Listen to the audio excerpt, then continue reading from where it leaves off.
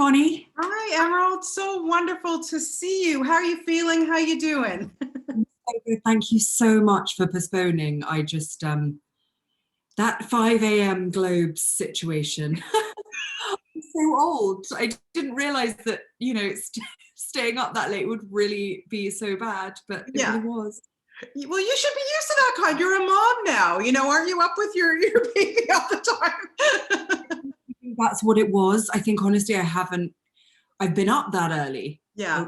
Many times, but yeah, up that late, it's so pathetic. I used to be dancing on tables, but now even, it was just pathetic, but it was so fun. And thank you so much for. Oh, but listen, my pleasure. I'm just so happy we could make it work. First off, I just want to congratulate you on everything, not just the accolades for this film and how it's affecting people. I mean, it's just such a wonderful movie, but just on everything on a whole, because I'm a huge fan of yours. I mean, we'll talk The Crown in a few minutes after this, but you're spectacular in that. You write for one of my all-time favorite shows, Killing Eve, and our wonderful Sandra Oh, our Canadian actors. I mean, honestly, is there really anything you can't do, Emerald? Yes, everything. I mean, literally everything. I just, honestly, those things are all such a privilege. I think in your wildest dreams, you get to work on one thing that you love. And so to get the opportunity to work on something like Killing Eve with someone like Sandra and people like Jodie and Fiona, that is just incredible. And then The Crown, like, what a dream, what an amazing, iconic, beautiful show. And then getting to make your own film. It was just, I feel incredibly lucky. And there was just no way I could say no to any of those things. So kind of sleeping became, just something that was optional for a couple of years. Yeah. And so let's just start talking about Promising Young Woman, because I'm watching this film, and I've now watched it, I think, 3 times, because I think I've caught different things every time I watch it. It's so beautifully written, so well done. And I was thinking when I first saw it, how did you even come up with this concept, this idea, which it's a kind of thing where as a woman, we're all thinking, but maybe too scared to put into words, or especially into a film. And there you are, you're so brave that you did this. Where did it come from? What inspired you to sit down and write it? I think, I suppose I've been thinking about this stuff, as we all have, for such a long time. It had been so normalized, this thing of sleeping with drunk women, of kind of pouring women's drinks more than you poured your own. All of these things that I grew up with, where I think women's bodies were something to be like one. They were something to be had. They were desirable, and therefore men and boys like sort of deserved them. So whether it was like peeping in the locker room or leaving your webcam on or whatever it was all of this stuff made it kind of okay. So it meant for everyone growing up, the lines were just so that they were so horribly blurred, and it meant that so many women and girls were just so vulnerable in places they should never ever have been vulnerable. And so I think really I'd been thinking about that for a really long time, and about what we all do when something monstrous is sort of tacitly allowed by our culture. And really, usually what happens is a scene comes to mind. And for me, it was a drunk girl, very, very, very drunk girl on a bed being undressed by a man, drunkenly saying, "What are you doing?" And then suddenly sitting up, right, stone cold sober, and saying, "What are you doing?" Yeah. And I guess to me, it's sort of a perfect illustration of something that we know is wrong, that maybe lots of people have spent a long time kidding themselves they think is fine. Because if you were freaked out, if the drunk girl you took home was sober, then what you've done is wrong. Yeah. There's no question anymore, is there? Exactly, and absolutely. And when you look at the film too and analyze it, every time that Cassie, played by the wonderful Carey Mulligan, my God, um, it's not like she goes up to these guys and goes, oh, I'm really drunk. And, she never, like, they hone in on her. And it makes you think, like, is there a good guy out there who would actually take a woman home and make sure that she got into her, you know what I mean? And I'm sure that there are. I don't want to generalize, obviously. But in this film, these guys, they take that advantage. They see that there's, oh, well, it's very interesting. Well, I think it's a difficult one because, of course, for the purposes of the movie, we're showing the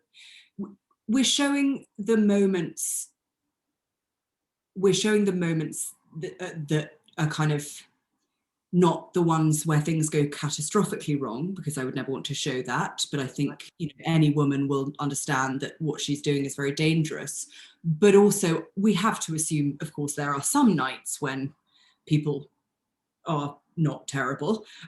We just don't see them, and I think they're probably not very common. I mean, the sad truth of it is that I think that in every nightclub, every night, Yeah. if there is a woman or girl who is that drunk, there is somebody there who will see that as an opportunity. Whether they are actively, whether they identify themselves as a predator, or whether they just don't know, whether they've grown up believing or wanting to believe that this is the kind of bantery stuff that was kind of allowed. Right. That's the disturbing thing, is these people who kind of have hidden this sort of awful, horrible, illegal behavior Yeah. under sort of a facade of like normality. Yeah. It's so fascinating to watch this. And you and Carrie, your collaboration, I just wonder about that, because for sure now you're probably lifetime friends, like, no question about it. But she's such a good actress. She's so fantastic in this. How did you know that she would be able to pull this off so beautifully? I think I've just been such a huge fan of hers for so long. The variety of things she's done. People often forget how extraordinary and wide her CV is, because Yeah. she's so good at disappearing. She's not, she is just somebody who goes, she disappears into the role and then she goes off and lives her life. And I think, people often think of her as a period drama actor, but she's done Drive, she's Yeah. done Shame, all sorts of kind of incredibly dark, interesting, like modern stuff. So I've just been a fan of hers, and I knew that really there would be a temptation to make this character, this part, kind of, all of those things that I think we love to watch and are incredibly cathartic and wonderful, which is sort of kick-ass and badass, and um, there's a kind of surface level to a character like this that could have been like really fun, but perhaps not quite so likely or true. And I think the film itself is quite heightened, and it's, a sort of genre bending film, and it needed somebody right in the center of it in this part who, was completely honest, who wasn't tempted to make the character sexy or kind of whip smart or sassy or any of those. It just so happens that like sometimes she is sexy or sometimes she is very funny or witty, whatever it is, but it's not the main thing about her. The main thing is that she's grieving and furious, and that's a hard thing to play. Do you think that this film would have been a completely different movie had you, still written it, but maybe handed it over to a male director?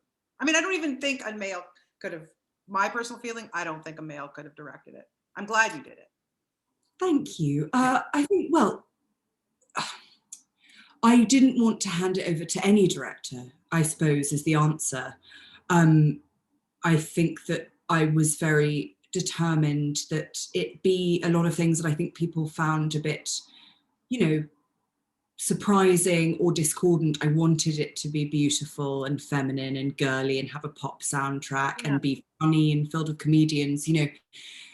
when you read the script, that is not an obvious choice for it. And I think that, you know, it could have been, it would have been very different with a different director. But I think honestly,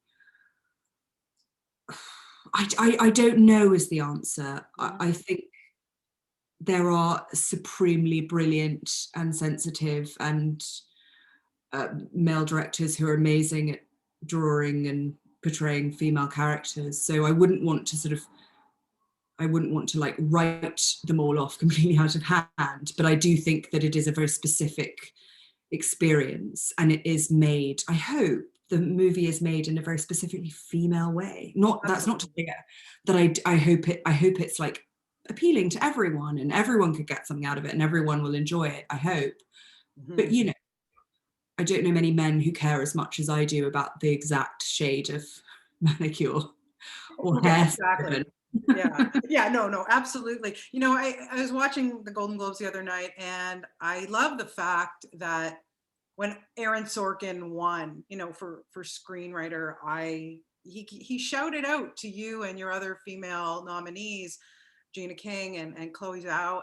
Amazing, you know, that today in 2021 we still have to say, ooh, 3 female directors were nominated. You know, it should just be directors.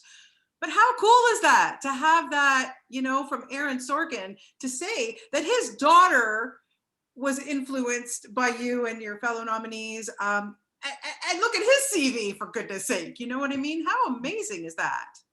It was just so amazing. It's so amazing. You know, you never dream that you're going to be nominated for a Golden Globe, you know, or your movie will be nominated, or, because it's so hard, you know, it's so hard to get anything made. It's so hard even to feel the like DVD in your hands feels completely impossible and magical. So to get, you know, to be acknowledged by such an extraordinary group of people is amazing. And yes, like, I mean, Regina King and Chloe Zhao, like they are just geniuses, and so to be in the same breath as them is so amazing. And it's, yeah, I mean, it's wonderful, but it's also, as you say, it's just about time. I mean, this won't, hopefully this won't even be a conversation in a couple of years, but I do feel immensely grateful to all of the women who have been working, like slogging forever and battling the door down so that, you know, so that it was possible to get here. Because as you say, you know, it's taken a long time. Yeah, no, it definitely has. But you're right. We will, hopefully we won't be addressing that in a little while. You know, I have to address your on-camera work as well, because of course, Call the Midwife, you know, I'm talking to you from Canada. You got some big fans here for that. And it's still, you know, on Netflix. And then of course, taking on Camilla Parker Bowles. Hello, you know, the woman we love to hate. Have to say it. I mean, come on, you know, especially with Prince Harry just addressing the fact that the royals watch the show, which I find amazing and I love it. But I love just comment about it because we're so we love The Crown. I can't even wait until the next you know, series comes out. I just love it so much. But your performance, that had to have been a little daunting to take on that role, because as I said, you know, the woman we love to hate, everybody's like, Princess Di, you know, and but you did it so wonderfully. Honestly, you were so good in this season. Wow. Thank you. Well, I mean, you know, I think perhaps naively, I hadn't been as aware of all of the time period that we would be covering, because of course, like, Camilla and Charles got married when I was a teenager. You know, they've been married like my whole adult life. So I knew there was the drama, of course, beforehand, but like I was not as aware of it, I think, as a lot of people were. So there was that, but also, you know, I think what The Crown is so brilliant at is sort of humanizing these characters who we really know nothing about, and of course it's, you know, completely fictionalized. Yes. But I think I like it. I think we all like it so much because it's what it does show is how huge and impossible this world is. You know, it's this sort of ancient ritualistic, Mm. completely extraordinary. No, there is no, what you realize quite early on with The Crown is there's no, you have no sense of reference. Yeah.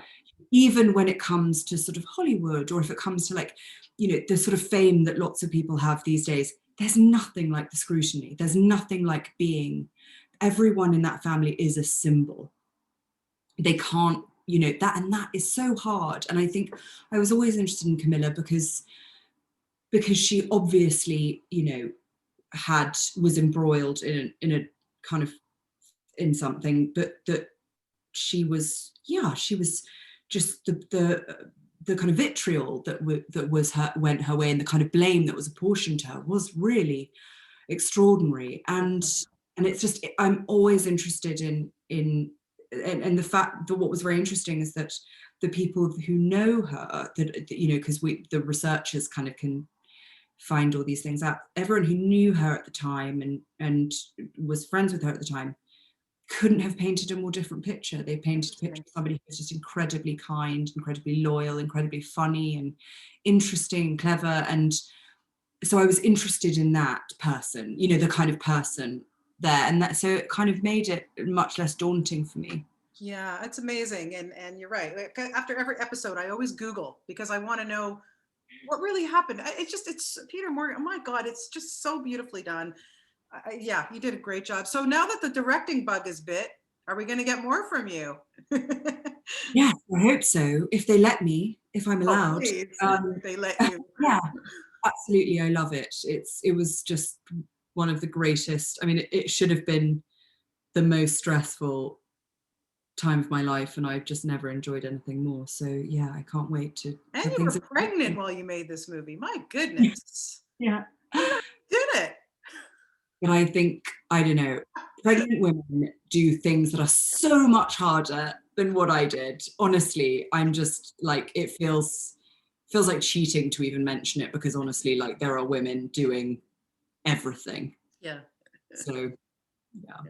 Well, kudos to you, Emerald. Thank you so much for your time today. You're just a delight and a treasure. And honestly, I'm part of the Critics' Choice Association, and my fingers are crossed for you. And also, I just know that you are 100% going to be nominated for an Oscar, and that's huge, huh? Like, I don't want to jinx you, but you will be, and this movie will be, and for anything, you know, win or not, it's a movie that everybody really just needs to see.